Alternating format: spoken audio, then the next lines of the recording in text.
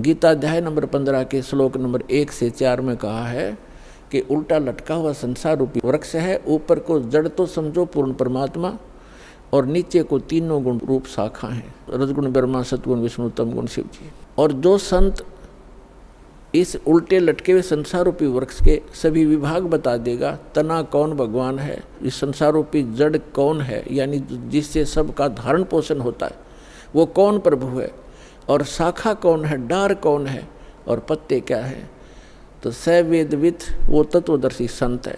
तत्वदर्शी संत की प्राप्ति के उपरांत 15वें अध्याय के 4थे श्लोक में कहा श्रीमद् भगवद गीता में, उसके पश्चात परमेश्वर के उस परम पद की खोज करनी चाहिए जहाँ जाने के बाद साधक फिर लौटकर कभी संसार में नहीं आते।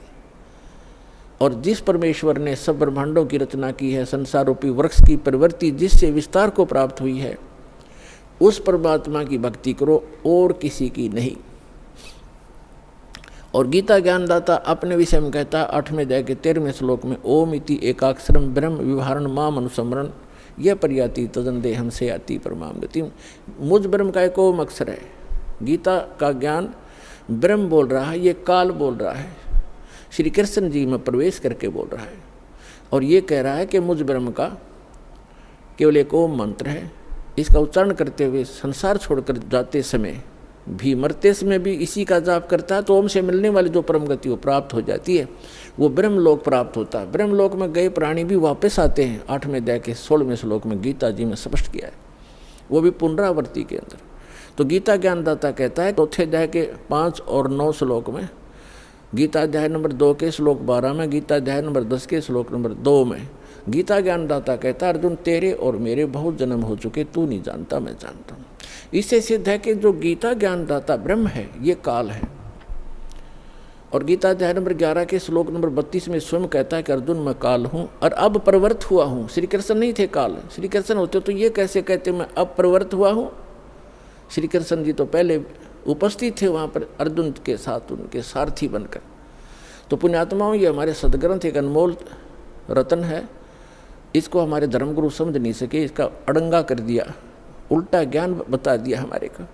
श्री कृष्ण जी को सुप्रीम पावर बता दिया, जबकि श्री कृष्ण जी तो एक ब्रह्मांड में एक सतोगुण विभाग के मंत्री समझो, और इनका पिता काल एक ब्रह्मांड में मुख्यमंत्री समझो, और ओवरऑल कंट्रोलर सभी ब्रह्मांडों का वो प्रधानमंत्री समझो, वो परम अक्षर ब्रह्म समझो, वो पूर्ण परमात्मा। उसकी साधना के लिए ही ये गीता ज्ञानदाता बार बार कह रहा है। गीता अध्याय नंबर 18 के श्लोक नंबर 62 में कहा कि अर्जुन तू सर्वभाव से उस परमेश्वर की शरण में जा, उस परमेश्वर की कृपा से तो परम शांति को और सनातन परम धाम को प्राप्त होगा। गीता अध्याय नंबर 8 के श्लोक नंबर 1 में अर्जुन ने पूछा कि हे परमात्मा, आपने जो 7वें अध्याय के 29वें श्लोक में जिस तत्ब्रह्म की जानकारी दी है कि तत्ब्रह्म को से परिचित प्राणी, इस अध्यात्म ज्ञान से परिचित और सभी कर्मों से परिचित व्यक्ति केवल जरा और मरण से छूटने के लिए प्रयत्न करता है। जरा माने वृद्धावस्था और मरण माने मृत्यु। जरा और मरण से छूटने के लिए जो प्रयत्न करते हैं वे उस तत्ब्रह्म से परिचित हैं, अर्थात उस पूर्ण परमात्मा से परिचित हैं, उसके उस शाश्वत स्थान से परिचित हैं। वहाँ जाने के बाद बुढ़ापा नहीं आता, वृद्धावस्था नहीं आती और मृत्यु नहीं होती। 8वें अध्याय के प्रथम मंत्र में अर्जुन ने पूछा फिर किम तत्ब्रह्म, वो तत्ब्रह्म क्या है वो बता दे मुझे। अब 8वें अध्याय के 3रे श्लोक में गीता ज्ञानदाता ये काल कहता है ब्रह्म कि वो परम अक्षर ब्रह्म है, यानी गीता ज्ञानदाता से कोई अन्य है वो प्रभु, वो स्वामी, वो मालिक। गीता अध्याय नंबर 4 के श्लोक नंबर 32 और 34 में स्पष्ट किया है कि वो सच्चिदानंद घन ब्रह्म अपने मुख कमल से बोलकर एक अमृत ज्ञान प्रचार करता है। उस सच्चिदानंद घन ब्रह्म की वाणी में धार्मिक अनुष्ठानों की, अध्यात्म मार्ग की भक्ति विधि विस्तार के साथ कही गई है, वो तत्व ज्ञान है। उस तत्व ज्ञान को अर्जुन तो तत्वदर्शी संतों के पास जाकर समझ, उनको दंडवत प्रणाम करने से, कपट छोड़कर प्रसन्न करने से वो तत्वदर्शी संत तुझे तत्व ज्ञान का उपदेश करेंगे। इससे सिद्ध है कि गीता के अंदर वो तत्व ज्ञान नहीं है और गीता ज्ञान दाता भी तत्व ज्ञान से अपरिचित है। उसके लिए दास को भेजा परमपिता ने, कबीर भगवान ने तत्वदर्शी संत बनाकर। अब जो प्रसंग चल रहा है कि गीता ज्ञानदाता 8वें अध्याय के 3 मंत्र में कहता है कि वो परम अक्षर ब्रह्म है, और गीता अध्याय नंबर 8 के श्लोक नंबर 5 और 7 में अपनी साधना करने को कह रहा है कि मेरी भक्ति कर, मुझे प्राप्त होगा, लेकिन युद्ध करना पड़ेगा। और पुण्यात्मा जहाँ युद्ध है वहाँ शांति नहीं हो सकती। इसलिए गीता ज्ञानदाता कहता है 18वें अध्याय के 62वें श्लोक में कि सर्वभाव से तू उस परमेश्वर की शरण में जा, उस परम अक्षर ब्रह्म की शरण में जा, उसकी कृपा से तू परम शांति को और सनातन परम धाम को प्राप्त होगा, जहाँ जाने के बाद साधक फिर लौटकर कभी संसार में नहीं आते। अब गीता ज्ञानदाता गीता अध्याय नंबर 8 के श्लोक नंबर 8, 9, 10 में कहता है कि उस सच्चिदानंद घन ब्रह्म की भक्ति करने वाला प्राणी साधक भक्ति की शक्ति से, योग के बल से, योग माने साधना के बल से, भक्ति की ताकत से, उस मंत्रों की भक्ति की कमाई की ताकत से उस परमात्मा को सच्चिदानंद घन ब्रह्म यानी परम अक्षर ब्रह्म को ही प्राप्त होता है। अपना तो उसने मंत्र बता दिया 8वें अध्याय के 13वें श्लोक में कि मुझ ब्रह्म का केवल एक ओम अक्षर है, नथिंग एल्स। ओम नमः शिवाय, ओम भगवते, ओम ये भगवते वासुदेव, ये मंत्र नहीं है, ये तो बाल बलौने वाले खिलौने हैं, मीठी गोलियां हैं। 17वें अध्याय के 23वें श्लोक में गीता ज्ञानदाता ने केवल संकेत दिया है कि उस सच्चिदानंद घन ब्रह्म के पाने का 3 मंत्र का जाप है, नथिंग एल्स, उसके अतिरिक्त कुछ नहीं। ओम तत्सत इति निर्देश है ब्रह्मण त्रिविध समर्थ है, ब्राह्मणा तेन वेदा चय्यगा विहिता पुरा। क्योंकि परमात्मा प्रत्येक युग में आते हैं और प्रत्येक युग में अपना यथार्थ ज्ञान सुनाते हैं। कुछ पुण्यात्माएं उनको स्वीकार करती हैं, इसलिए कहा कि स्टार्ट जब होता है उस समय परमात्मा यथार्थ ज्ञान देता है। ब्राह्मण माने विद्वान पुरुष, बुद्धिमान व्यक्ति, फिर इसी आधार से वो साधना किया करते हैं। फिर कुछ दिनों के बाद फिर से ये काल के दूत सक्रिय हो जाते हैं और यथार्थ ज्ञान को समाप्त कर देते हैं। इसलिए गीता ज्ञानदाता कहता है कि मैंने पहले भी ये ज्ञान दिया था शाश्वत इन सभी को, और फिर उसको आगे कुछ दिन चला, लेकिन अब ये लोप हो गया, या पुनः फिर दे रहा हूँ। तो यहाँ बताया है कि ओम तत्सत, ओम तो ब्रह्म का, गीता अध्याय नंबर 15 के श्लोक नंबर 16 और 17 में 3 पुरुष हैं, एक सरपुरुष, एक अक्षर पुरुष। सरपुरुष ये काल है, ये ब्रह्म है जिसके लोक में हम फंसे हुए हैं, ये काल कसाई कहा गया है। इसको वेदों के जो ज्ञाता कहलाते थे इसको ब्रह्म कहते थे, और ब्रह्म को ये सुप्रीम पावर कहते थे। इनको कख भी पता नहीं था। ये केवल 21 ब्रह्मांड का स्वामी है, प्रभु है, ब्रह्म है, ब्रह्म माने भगवान है, स्वामी है। और फिर परब्रह्म इससे नेक्स्ट, जैसे दादा परदादा, एक दादा उससे नेक्स्ट दादा, तो ये ब्रह्म फिर परब्रह्म, परब्रह्म को अक्षर पुरुष भी कहते हैं, इसको सर पुरुष कहते हैं ब्रह्म को। अक्षर पुरुष 7 शंख ब्रह्मांड का स्वामी है, नील पद्म शंख, 7 शंख ब्रह्मांड का स्वामी है, इसको अक्षर पुरुष का। इसकी आयु बहुत लंबी है, इसलिए इसको अक्षर पुरुष कहते हैं।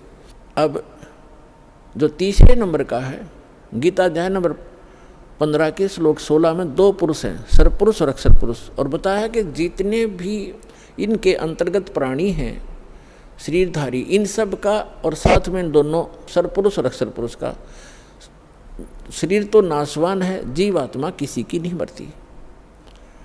आगे फिर 15वें अध्याय के 17वें श्लोक में तुरंत बताया है कि उत्तम पुरुष है तू अन्य परमात्मा इति उदाहरते। उत्तम पुरुष, पुरुषोत्तम, पुरुषोत्तम तो कोई और ही है इन दोनों से, सरपुरुष और अक्षर पुरुष से। वो 8वें अध्याय के 3 श्लोक में गीता ज्ञानदाता ने बता दिया वो परम अक्षर ब्रह्म है। अब देखो, ब्रह्म एक सरब्रह्म, सरपुरुष को चाहे सरब्रह्म को, ये तो 7 संग ब्रह्मांड का प्रभु है, स्वामी है, सरब्रह्म, जिसको काल कहते हैं, जिसने गीता का ज्ञान श्री कृष्ण में प्रवेश करके दिया, इसको सरब्रह्म कहते हैं। ये 21 ब्रह्मांड का ब्रह्म है, स्वामी है। और जो अक्षर ब्रह्म है, अक्षर पुरुष कहो चाहे अक्षर ब्रह्म को, वो 7 संग ब्रह्मांड का स्वामी है। और परम अक्षर पुरुष कहो, परम अक्षर ब्रह्म को, वो असंख्य ब्रह्मांड का ओवरऑल कंट्रोलर है। और वही इस संसार रूपी वृक्ष का मूल है, जड़ है, जिससे सबका धारण पोषण होता है, जो सबका पालक है। गीता अध्याय नंबर 15 के श्लोक नंबर 17 में कहा कि उत्तम पुरुष है तू अन्य परमात्मा इति उदाहरत है, यह लोक तर्म आविश्य विभर्ति अवैश्वर है। ओम तत्सत इसमें बताया है कि उत्तम पुरुष है तू अन्य, इन सरपुरुष अक्षर पुरुष से वो श्रेष्ठ भगवान, उत्तम माने श्रेष्ठ, पुरुषोत्तम कहो उत्तम पुरुष कहो एक ही बात है। वो पुरुषोत्तम तो कोई और है, वो परम अक्षर ब्रह्म है। 8वें अध्याय के 3 श्लोक में गीता ज्ञानदाता ने स्पष्ट ही कर दिया। और जिसको परमात्मा कहा जाता है, ओए होए अपने आत्मा, अभी तक तो आप जी को अध्यात्म मार्ग का ABC भी ज्ञान नहीं था, क्योंकि हमारे ये गुरु ही ऐसे नकली थे, इनको स्वयं ज्ञान नहीं था। अब परमात्मा का अर्थ क्या होता है? अब आज का जो सत्संग है, इस परमात्मा कौन है? ये कसाई काल के लोक में हम रह रहे हैं, हम कैसे कैसे ये कसाई है और परमात्मा कौन है? जैसे गीता अध्याय नंबर 15 के श्लोक नंबर 17 में स्पष्ट कर दिया है कि उत्तम पुरुष है तू अन्य परमात्मा इति उदाहरते है, जिसको परमात्मा कहा जाता है। ओए होए परमात्मा, परम माने श्रेष्ठ, आत्मा माने सोल, यानी अच्छी आत्मा, दीन दयाल जिसको कहा जा सकता है, परमात्मा श्रेष्ठ आत्मा। और जो मारे, पूरे किसी परिवार को मारता है, काटता है और बुरा हाल कर रखा है, क्या वो परमात्मा हो सकता है? न कभी नहीं। भले ही हम उसको अनजानपने में परमात्मा मान बैठे हैं, पर वो परमात्मा नहीं है। परमात्मा की परिभाषा से जब आप परिचित होगे, परमात्मा वो है जो केवल सुख दे, दुख नहीं दे। तो वो सतलोक, वो परमात्मा जो हमें वो स्थान बता रखा कि मेरा वहाँ लोक है, मैंने वहाँ ऐसी व्यवस्था कर रखी है, तो सारे असंख्य ब्रह्मांडों के प्राणी आप सतलोक में रह सकते हो। और सब एक जैसी व्यवस्था है, सुंदर महल बने हुए हैं, तेज पुंज के सुंदर, आगे बाग बगीचे हैं, सबके आगे पार्क बने हुए हैं, उसमें बहुत सुंदर फल मेवा सदा लगी रहती है। और जब चाहे किसी प्रकार का आहार मन इच्छा आप करोगे, आपकी रसोई में तैयार मिलेगा, बना बनाया पका पकाया सेकंड में, और फल फ्रूट हैं। तो वहाँ जाने के लिए परमात्मा कहते कि वो है परमात्मा, उसको परमात्मा कहते हैं। वह मृत्यु नहीं, बुढ़ापा नहीं, रोग नहीं, शरीर ऐसा है, राग द्वेष होता ही नहीं। और वहाँ ऐसी व्यवस्था है तो चाहे तो भी राग द्वेष नहीं हो सकता, क्योंकि सबको एक जैसी सुविधाएं हैं। अब जैसे पुण्यात्मा आप यहाँ रह रहे हो, 2 दिन रुको, 10 दिन रुको, आपको बना बनाया भोजन एक भंडारे मिलेगा, एक जैसा सबको, किसी में कोई अंतर नहीं, एक जैसी सीटिंग होगी, एक जैसा आपका बिस्तर होगा, एक जैसे सबको नहाने धोने की व्यवस्था सबको बराबर है। तो यहाँ राग द्वेष हो ही नहीं सकता। कोई उसे मूर्ख बुद्धि भ्रष्ट होता है, जिसका स्वभाव में प्रवेश होता है, वो आकर बकवाद वैसे कर लो। किसी ने यहाँ गद्दा लगा रखा है, अपना बिस्तर लगा रखा है, दूसरा आके घाटी इधर, मैं इधर बैठूंगा, तो ये तो कहीं पैदा कर लो। बकवादी आदमी होते हैं, वो तो दुर्बुद्धि होते नहीं। जो सभ्य व्यक्ति होते हैं, यहाँ कोई प्रकार का द्वेष राग आपको नहीं हो सकता, क्योंकि सबको एक जैसी व्यवस्था है। ऐसे ही सतलोक के अंदर वहाँ किसी चीज़ का अभाव नहीं। यहाँ चोरी डाकैत और ये बुराइयाँ क्यों करते हैं? क्योंकि यहाँ पर हर चीज़ का अभाव है। प्रत्येक वस्तु किसी भी व्यक्ति को उपलब्ध नहीं है, चाहे कोई भी है। किसी को ऐसा रोग हो जाएगा, चाहे कितना सेठ है, उसकी दवाई मिल लेना, मारे जाओ टक्कर द्वार के। एक बता रहा था कि इतना बड़ा सेठ था, करोड़ों की इनकम थी उसको, और स्वयं वो कोई ना फल खा सकता था, ना कोई आहार कर सकता था। दाल का पानी घोल के और छान के पिया करता, चाट ले उस माया न सिर पर धर ले फैक्ट्री और कोई ठीरे। कहते हैं जीवित जग में जूती पड़े फिर जम तोड़े छाती, बिना भक्ति के प्राणी यहीं दुखी हो जाएंगे, अगयम के दूत उनको बहुत सताएंगे। तो यहाँ परमात्मा आपको बताना चाहते हैं कि आप काल के लोक में रह रहे हो। गीता अध्याय नंबर 15 के श्लोक नंबर 16-17 में 3 पुरुष हो। अब 17वें का प्रकरण चल रहा है कि उत्तम पुरुष है तू अन्य और परमात्मा इति उदाहरते, उसको परमात्मा कहा जाता है। और ये लोक तरम अविश्य विवर्ती, जो तीनों लोकों में प्रवेश करके सबका धारण पोषण करता है, वो अव्यय ईश्वर है, वो है अविनाशी परमेश्वर, वो है अविनाशी भगवान, अविनाशी स्वामी। गीता अध्याय नंबर 15 के श्लोक नंबर 18 में ये बुद्धि हीन व्यक्ति जो नकली हैं वो ये कहते हैं कि रामपाल 15वें अध्याय के 18वें श्लोक के बारे में क्यों ना बोलता, कि उसमें लिखा है, गीता ज्ञानदाता कहता है कि मैं लोक वेद में मैं इन सभी प्राणियों से उत्तम हूँ, और इसलिए लोके वेदे लोक वेद में पुरुषोत्तम प्रसिद्ध हूँ। तो इसका अर्थ ये है कि गीता ज्ञानदाता 21 ब्रह्मांड का स्वामी है, और इसके अंतर्गत जितने प्राणी हैं इंक्लूडिंग ब्रह्मा विष्णु महेश से भी ये उत्तम है, श्रेष्ठ है, इनसे उत्तम है।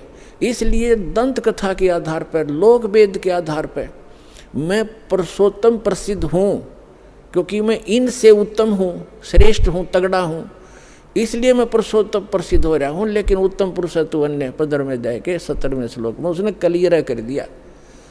तो पुण्यात्माओं, ये अज्ञानता का ही परिणाम होता है, जिसमें थोड़ा बहुत कचरा रह जाता है, वैसे फसड़ कराया करे वो फिर कार्बोरेटर। तो इनमें थोड़ा ये दास चाहता है कि सारा सफाई कर दूं ताकि आपको कोई मिसगाइड ना कर सके। तो इस प्रकार 15वें अध्याय के 18वें श्लोक को समझो कि ये कहता है कि जितने मेरे अंतर्गत प्राणी हैं उनसे मैं उत्तम हूँ, पुरुषोत्तम कहलाता हूँ, इसलिए इन तम तगड़ा हूँ, श्रेष्ठ हूँ, इसलिए पुरुषोत्तम प्रसिद्ध हो रहा हूँ। लेकिन वो पुरुषोत्तमता कोई और है। 15वें अध्याय के 70वें श्लोक में।